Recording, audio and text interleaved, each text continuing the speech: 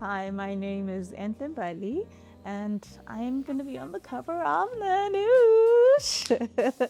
Cover star for the month. Very excited.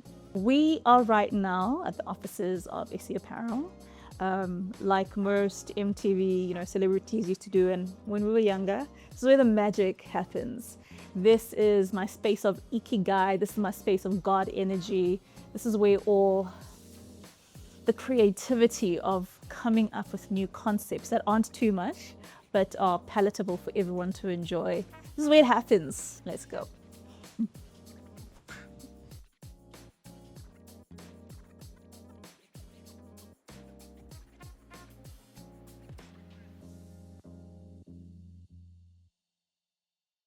Enhle, as a child, was extremely introverted. I grew up in a time where kids needed to be seen, not heard. And I grew up in a family with all these bold personalities that I learned to shrink into the background and also just watch. There was nothing as exciting as watching different personalities for me, which I think is then what led me to being a performer without any knowledge from me. But I also grew up in a time where it was the end of apartheid. Conversation around freedom was very different. The traumas of watching Inkatha march down holding weapons and being thrown under the bed because I looked like a boy, and the fear of them taking me, so I had to hang by the coils of the mattress. It was a really interesting time, and I'm ever so grateful for my upbringing because it helped me. It held me in being who I am today. I spoke on being this introverted young girl, right, who watched dramatic things happen. It's apartheid, it's my granny owning a business in her yard, it's the social happenings around the neighborhood, it's becoming free and what that means, it's studying in the burbs, then coming back to the township. So much was happening, right? But in that space, there were such pockets of core memory. And the one that sits with me the most is Eyetu. Eyetu was the only cinema in Soweto. And my aunt and her friends and my cousins would always dodge me as a kid. But this one time, they didn't dodge me, and we went to the movies. And the movie we watched was Sarafina. That changed my life forever. Seeing a black woman play a leading role and play it so well. Seeing a black woman that was from South Africa, who spoke the same language I spoke, who had exactly the same skin I had, and didn't feel bad for being light-skinned. Then it was the darker the berry, the sweeter the juice. And so you kind of feel like, oh, my berry, not so dark, right? And watching someone like that, like Usisi owning the screen and making me feel as a child. Soweto. That's where everything was born. So growing up, we watched South African television. 8 o'clock was the it thing. We were all watching Generations. And having watched The Bold and the Beautiful and all the other series, it was all Caucasians, so we couldn't aspire or dream of being in spaces that we didn't own. Then Generation came. As in communications. As when you communicate. Before that, Oscar Ferguson. I was like, here's another black woman who looks like me, talks like me, probably's been to a school like me, New Horizons. Yeah. And I was like, no, man, I can do this. So one of the bigger pillars of creating me not only was Lileti, but it was Oskoni. And then it morphed into something bigger where I would watch Oprah and the Oprah Winfrey Show. And I was like, wait a minute. So a black woman can have her own pocket. She doesn't have to be married. She can be in just relation with someone. She can be smart. She doesn't have to be the most beautiful person in the room. She can be someone who thrives for industry, for herself, and to work for herself. Those three women, then Beyonce. Beyonce gave me permission to sexualize myself. Beyonce gave me permission to, even in marriage, thrive for success and not stop my career. I found that in the later stages of my life, but I did find it, and thank God for that. And those are the women that have molded me. And a lot of them are in the arts industry, and that's within reason. There are more, but those four, they were in the front line for me. So I was 16 when I started in the industry. I was just a baby, and I looked like a baby. I went to a photo shoot with Nick and my mom. So my mom's a makeup artist, and she was going to start a new job, and she had all these scripts. So I was bored watching the models and the mother. So I just thought, okay, let me take these and read them like a book. And I came across a character that I thought, I could do this. ding, ding, ding, ding, ding. I could really do this. And we're going to the production company, and I heard her mention that there's auditions. I'm not going to tell her, because if I tell her, she won't let me do it. So I learned the lines. So about, I think, in that specific episode, 4 scenes. I chose 2. I didn't even know what scenes they wanted to be done for the audition, or if they auditioning for my character. I didn't know, but I was going. When we left, we went to the production company after the shoot, and I snuck in. I snuck into the auditioning room, and I remember, Mama Isabella pulled me when I was done with my audition. I thought I did great. So if someone's pulling me, I'm like, what did I do? That was great. Don't tell my mom. She said, whose daughter is this? And I could tell my mom was just like, she's mine. And Auntie Isabella just said, she's so talented. Yes. And that was my first role.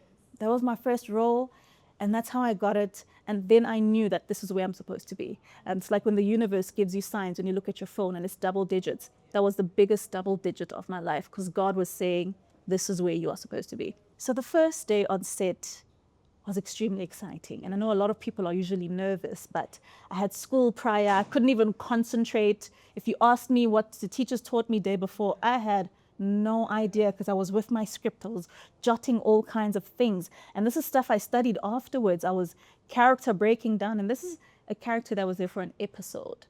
But the amount of character breakdown I had, you would swear I was in the whole series. I was born for this. And I walked onto set, and there was a makeup caravan, and there was a wardrobe caravan, and it was just all so busy, and everyone knew what they were doing but me. But I was with my mother, right, which made it more comfortable, which is also why I understand why God took me in that path and took her in that path, to protect and direct me. I sat in there. I remember, you need to get into makeup. And my mom was just like, oh, this is ridiculous. Why am I doing your makeup? And the treatment, of course, of everyone else and me, I could imagine she was mad at me, but at the same time proud, was very different. To makeup, wardrobe, getting dressed, and finally seeing those cameras in front of me. And then the nerves hit. And then I knew it's really happening. Because before that, I was like, okay, what if they pull me out? What if they're like, no, she's too young? What if they're like, no, she has to go to school because she has a test? You know, I had so many things happening, but the excitement of seeing how everything works. And then walking onto set and saying my first line. And I blacked out from that point, but I knew it was beautiful. I can truly say that I'm extremely lucky that I had my mother as a mother in the industry and in my personal capacity. I feel my mother humbled me into understanding that what I do is work. And that's also why I've been in the industry so long.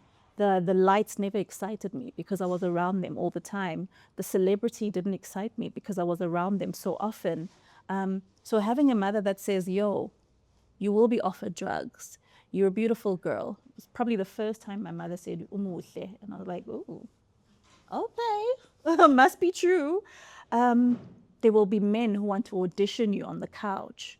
Stay strong, stay clear from all the hullabaloo of going to every party. You don't need that. It's either you want to be a celebrity or a thespian. And being a celebrity is easy because anyone can do it. You just do anything stupid and you're popular.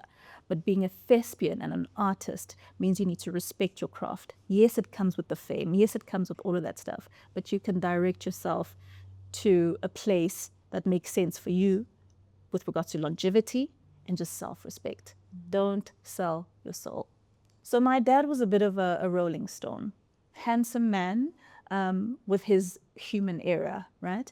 But he was also from an institution of religion that was so big that my mom wanted to protect me from, which is the IPCC. My late grand started the whole church, and I mean, I respect it with everything I have. But this meant that my dad had a lot of money in a time where Black people didn't have money. He had a lot of things that were tangible to him at a time where maybe for ethnic people that wasn't a reality. I mean, he had a Bentley, he had a Rolls Royce, he had Ferraris, he was ballin'. So my life was always that. It was the perfect juxtaposition between both worlds. And I love my dad in his human era. I might have married my dad, which is also okay. Family curse removed, right? But I also remember my dad as the loving guy, the guy who would come visit me at my grand's house and say, shh, don't tell anyone. Here are these snacks. I'll be back again tomorrow. What do you want? Ah, Tropica. It's yellow. My favorite flavor till today. Here's the yellow Tropica. What else do you want? Knickknacks.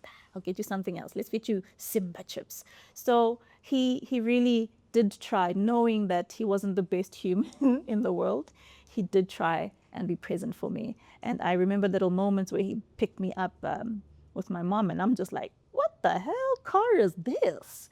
And you grow up and you're like, child, do you realize you were in like the poshest of cars in your early days? It's crazy. I've been living like this. The craziness of it. It's crazy. It's crazy. I would say to the young girl, don't let your dreams lay dormant for anyone.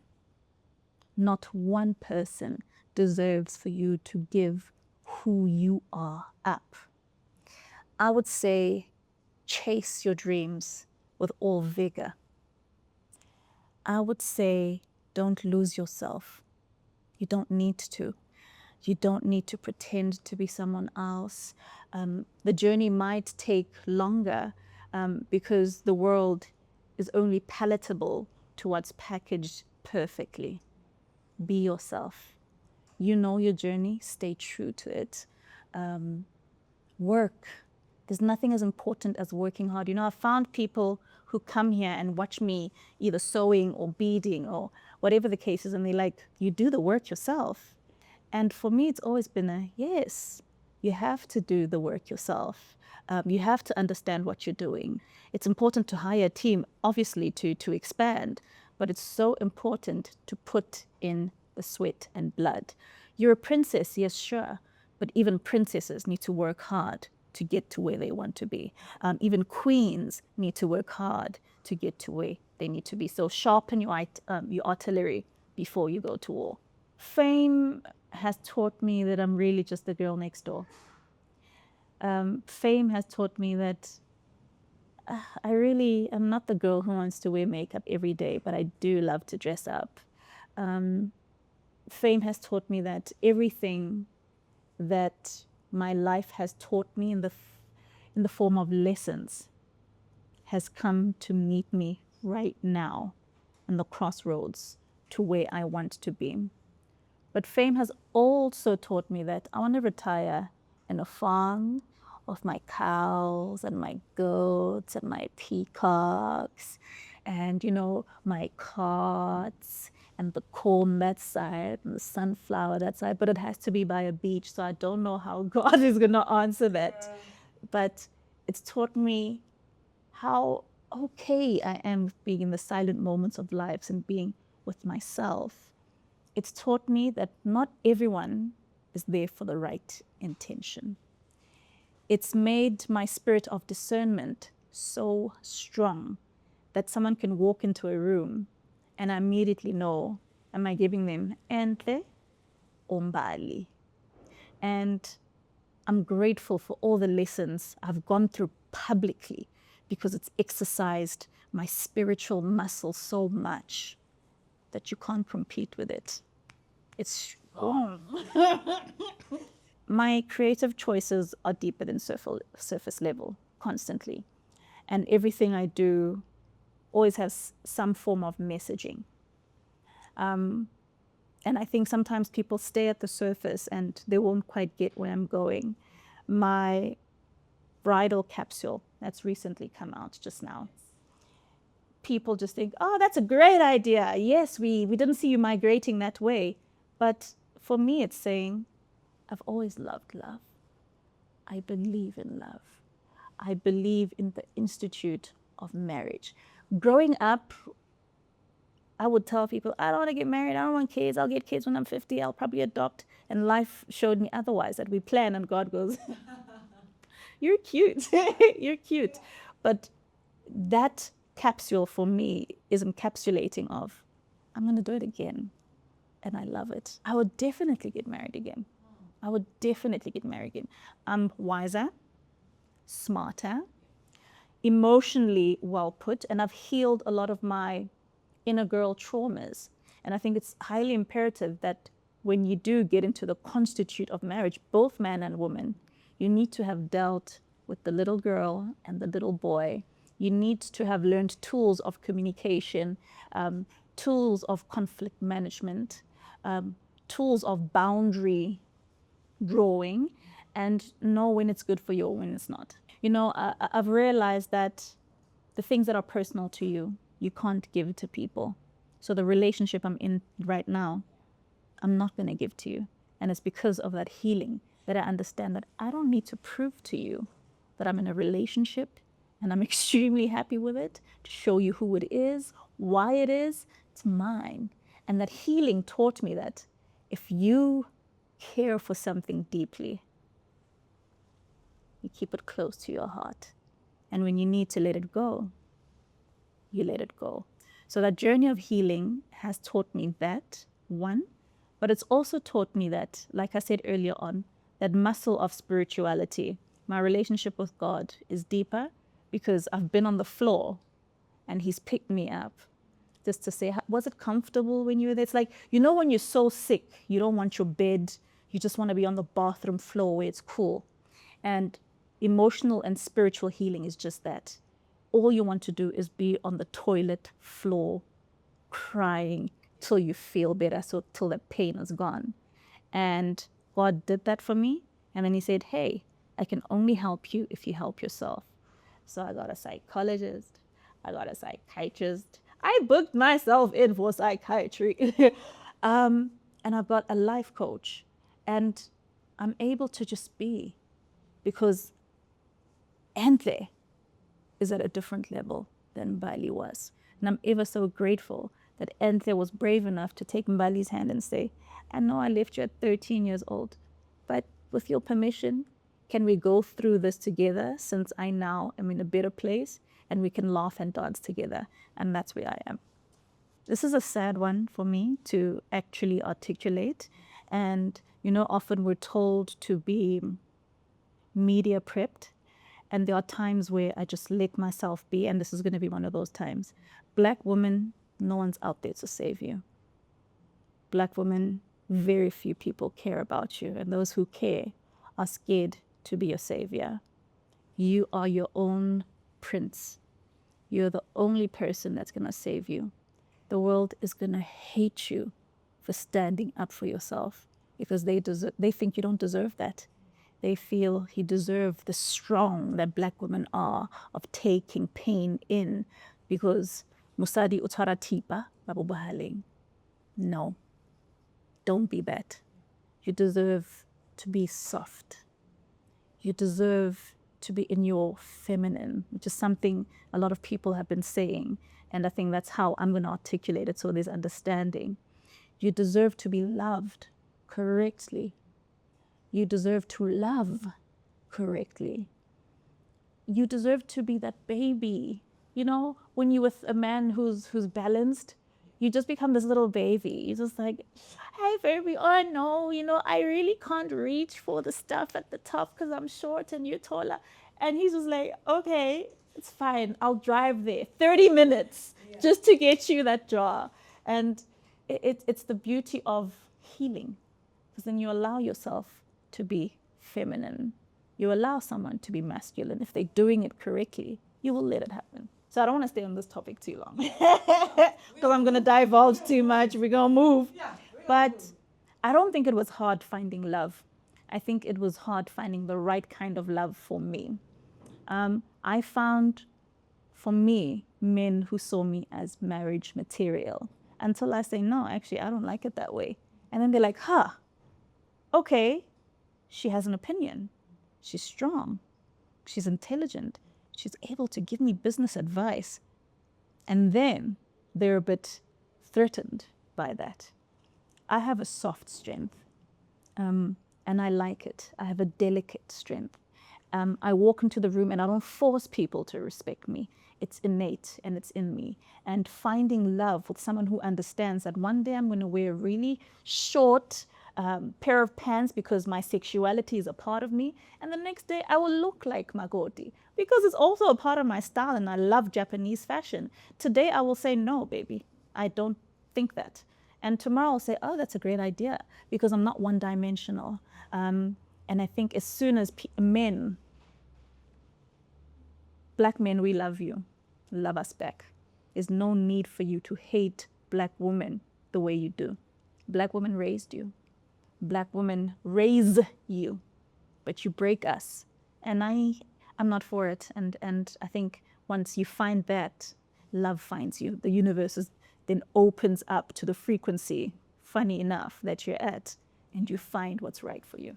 But softness is the giggle I want to let out in a meeting where I feel I'm in a space of really strong men, and now it's the end of the meeting and it's a meeting after the meeting, and soft girl era, I'm gonna love soft girl era. Allowing myself to be the softness I am. That example is just showing of allowing yourself to be the softness you are, even in the toughest of places. That's what it is. So I'm a Christian, I'm a Buddhist, I'm Jew, How does that work? I'm Muslim. And I say that because I want people to understand that God didn't create religion. Religion is something we created, and religion makes us judge each other and hate each other and kill each other. My prayer room has all of these books, and depending on the mood, I open a book. But I also now have conversations with God where God will say, pray tonight. I'm like, oh, I'm so tired, and God will say, pray tonight. Because I'm not religious, I'm spiritual. I believe in God, I believe in Jesus, I believe in Muhammad, because all those people came to give us one message: love. It's hard. We don't realize how hard that is, because you have to love the next person exactly how they are. And you might not like that someone takes their shoes off and throws them on the side, or someone is too vocal and says things in a rough way. But spirituality teaches you it's not conditional love. So that's the relationship that's grown between me and God. I know because my son wrote me a grade 7 letter last year. And in that letter, I realized how grown these children are. I'm proud that I fought, because it wasn't for me, it was for them. I'm proud that I've helped myself in a way that men don't walk in and out of my house. In fact, my kids don't even know I'm dating. Only recently am I saying, I'm going out on a date. And then the older one's like, yes, okay, mom. But I can see how much they appreciate that I've respected them. My kids feel love, and there are little traditions that we have. We have our movie night, but something's happened to our cinema. I'm not going to talk about that. So our cinema is currently not working, but we didn't kill that movie night. We have pizza Fridays. I chase my boy up, the eldest one, to bed at night to tuck him in and play games. We have a relationship where I'll be like, yo, you're 10, your armpits are kind of kicking now, my buddy. You're going to start using roll-on. We have sex conversations. We have spiritual conversations. My youngest one is not comfortable with people touching his head. First preference is mom, because that's our time of bonding. That's when we have communication over his favorite cartoon, his favorite games. So we have such a solid foundation that maybe I might not always show what it is, but it's so beautiful. And I can tell my kids appreciate me, because I'm the one that always has to say, hey, you don't have to fight the other side. The other side has a life of their own, just like we have a life. So don't feel guilty if you've eaten on the other side and you're full and you come to my side. You're full, you've eaten. Those lessons, I can tell, liberate them as well. So the boys and I, oh geez, man. My boys have never inspired my creativity, because I don't want to put that on them. That's very unfair. But what does is what's happening internally, and what I watch around me, in the world around me. No, I don't want to put that on them at all, at all. They are kids. They are here to live. I need to give them the best life possible, the best life lessons possible. I teach them a lot, and you can tell at times they're just like, but I understand that I'm also not here to control them. They are spirits, just like I am. They are on their own journeys, just like I am. Is it hard? Do I want them to DJ or act? But what else, you know? If they happen to catch the bug. My eldest son is a DJ. I still call him my son. Yeah. And he seems to be happy. And I don't know, but he seems to be happy, and I'm proud of him. Every time my feed shows him, because you know Instagram feeds, you see these things every now and then. I'm just like, I like and then unlike, and I'm like, oh, is this appropriate? Like, oh no, unlike, oh. Yeah, but it's there's a lot of dilemmas, but I'm extremely proud. I would have loved for him to be like a businessman or a speaker, because he's so good. My eldest son wants to be a driver, and it's an expensive sport. So I constantly have to find myself thinking, oh God, if this had to happen, what happens? Okay, where do I find sponsorship? Okay, sit in this room in case this happens, then there's a plan B. But that's what he wants. When I was growing up, I wanted to ice skate. And my family started me on this journey of ice skating. But then it just softly dwindled away. And that was painful. Because I wanted to be an actress that was an ice skater, and I would make my own outfits, and it all made sense. So I want to be that for my kids. My youngest one still hasn't found himself, but I have a feeling he's going to be in some form of business. He's extremely naturally intelligent. I taught him how to read by age 3, and it was so easy for him. They call him professor at school. So I have a feeling he's going in that line. And when he does finally decide what it is he wants to do, I will push all of me. I brought him here. I will push all of me into his life. This is for next year, so I'm not going to show you. But what you did see is next year's capsule for autumn, winter, with something that's going to be happening, which is absolutely, it's been a dream of mine. And I finally worked towards it. And it's going to happen as well in February. So we'll have this conversation again in February. Clock that. I never want to jinx things, so I never mention something till I actually do it. But with that capsule is going to come something amazing. So, the sad part of this whole thing is I was like, once I dress Beyonce, I'm done. Yeah. Now I've dressed Beyonce. And I always sit and I think, an icon, who I would dress, who would it be?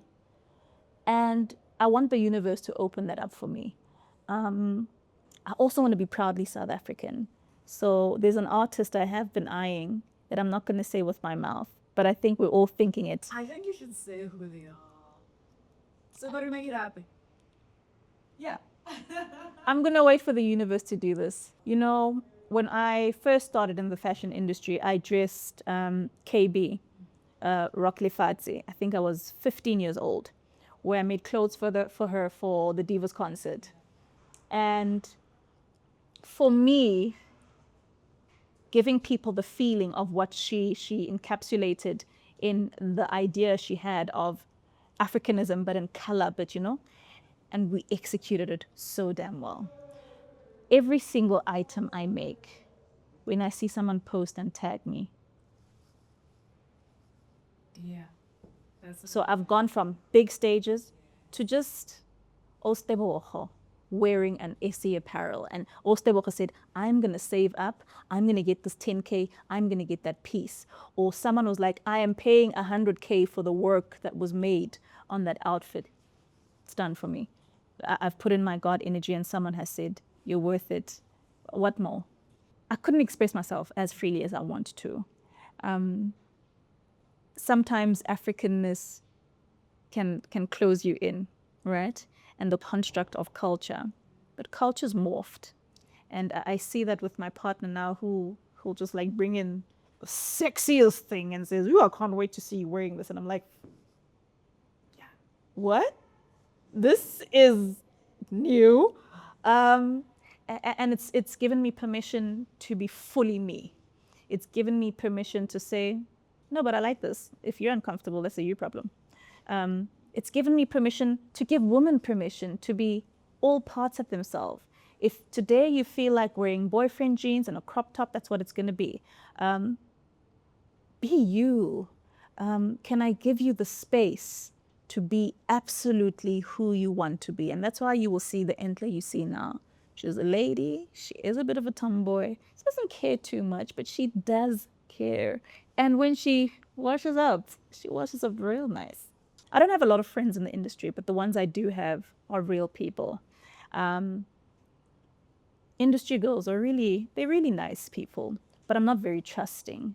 And like I said, my spirit of discernment sometimes wakes me up to things just that quickly. So I have 2 friends probably in the industry. Let me count. Yeah, 1, 2. I have 2 friends that are in the industry, and everyone else is pretty much, we have really good working relationships, and I prefer it that way. I've seen some crazy things happen. I've seen some people who are extremely willing to do absolutely everything to get into positions they want to get to. I've seen extremely competitive people, which becomes a bit unhealthy in friendship.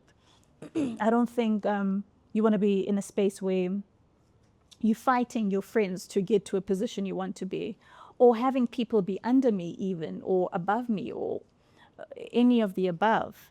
I just want real friendship. I want to be able to call you and know my secret is not going to be in the papers. I want to be able to call you and say, friend, I'm bored. Come to my house. Or can I come to your house? Let's gym together. Let's hike. Let's have meaningful conversations. Call me out on my BS. Real friendship. And I have real friendship. I think women are their own worst enemies in the progression of where women could be. I think women always fight each other for problems man creates or men create. See, that's a problem. I think women, competition is important and it's good, but when it's unhealthy, it really turns the journey of feminism upside down. Pick me women are always a problem as well. But from my experience, I got a lot of attack from water boys, which I'm really not sure. You should see my inbox, the way I tell them off. This is me not being polished anymore. If you're a water boy, I will tell you the fuck off. Beep that. What is a water boy? A water boy is a man who looks up to a successful man and will do anything, say anything, to be in the good books of the alpha. Yeah. And child, I'm an alpha. Yeah. So don't think you're going to come with follower energy to an alpha woman and expect her to cower. Not all of men, but men definitely, they dig a lot. Emotionally, spiritually, physically, they dig for a lot and expect you to leave and say, no, I'm fine with everything you've dug from me. You can take everything. I'm fuck that. Anyway, back to polished and there. Back to polished and there. Women need to find different ways to communicating with each other. We need to find more loving ways to communicate with each other. we need to realize that men's attention is not the most important thing in the world. Then we can lead, because men rule the world because they have separated and conquered us, the same way apartheid did. Now, if we don't come to that realization, if your man calls me and shellas me, I'm not in the wrong, because he must have said something that is derogatory to you, that I think something's off. You know what I'm saying? And I watch women on social media we attack women for the problems men create. Stop it. I watch women attack each other on faults that really can be delivered with love, right? We're human. We're women. No, the world is not for us. There's songs, many songs that say it. It's a man's world. It's a man's world. I think this is a personal journey.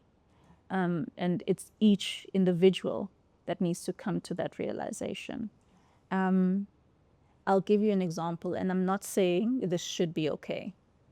I was on a platform where I spoke freely on a journey that I was in, personal journey, where I said, my hair, woo, kafir hare, kroes.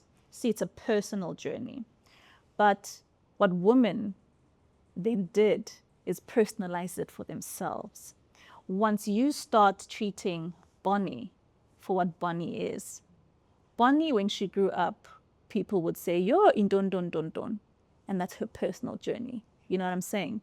And I sometimes feel we can be like Christians, women. We're so judgmental because we're perfect. So we don't take accountability. Another example is women taking children away from their fathers. That's not taking accountability. We need to call that out and say, ladies, they need to see their children. So small stuff like that. Deliver with love, one, and stop personalizing journeys. Honey, you might be the lead character in your book, but not in mine. The fact that the shoot was in Soweto, right? The fact that the shoot encompassed everything we actually just spoke about. Sexy side of me, fun side of me, luxurious side of me, and just Mbali, the powerhouse. It was absolutely fun. And it was lovely having it in such an environment that allowed me to remember who I am, where I'm from, but in such a big way, because on the day of the shoot, I actually had shot last day, I'd shot a scene previously for a show I was shooting, and I had to unplait my hair at night. But I finished late, and I couldn't, and I had to come to set. I had to show up, right, with this hair that wasn't done. And I was like, but this is not a problem. I'm going to go to any hair salon, Satolum Kuku. I went in, I did my hair. I actually captured a nice footage. I'm going to give it to you. And it was so beautiful and humbling because it reminded me where I'm from, Soweto, the greatest township in South Africa. I'm sorry, Mlazi and all of the other ones come behind us. But it felt so good to be home and saying, yo, I'm a going to Stapucha, and Stapucha's right down the road. I'm like, yes, I know where that is. And obviously the new Vilagazi, it was just driving through Elokshini, because I no longer have a lot of family in Elokshini. It's like, oh my gosh, there's so much nostalgia. And then shooting in a home that looks similar to what I grew up in. So much nostalgia. I think it's a powerful cover. I think it's the perfect cover to end the year with. We ended beautifully with all the lessons we've learned in the year, all those big lessons we've learned in the year. We end up with a thank you, everyone, for being a part of the journey, for teaching me when I needed to be taught, for calling me right when I needed to be called right, for supporting me when I needed to be supported, for loving me when I needed to be loved, and for fighting the haters when we needed to fight the haters. Thank you so much for supporting my career. I wouldn't have a career if it wasn't for everyone, honestly and truly, both negative and positive. It's a great way to end the cover. It's just such nostalgia. It's a reminder of even when you were there, there was good and bad. It's a great lesson for where you were going. And I think we're going far. So Essie Apparel right now is found in our gallery, which is exactly where we are today. And it's obviously personal appointments, but if you would like to order, you're more than welcome. Our social medias are open to that. We usually do like one-on-one stuff here.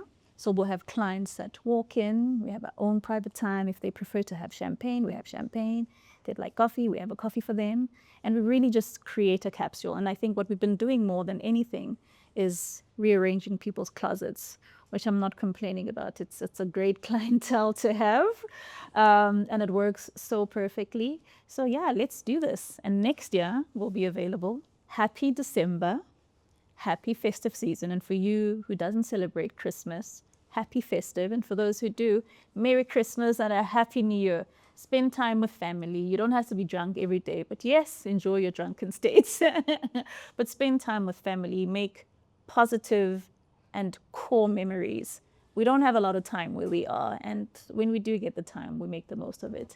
And lastly, we wish you a Merry Christmas. We wish you a Merry Christmas.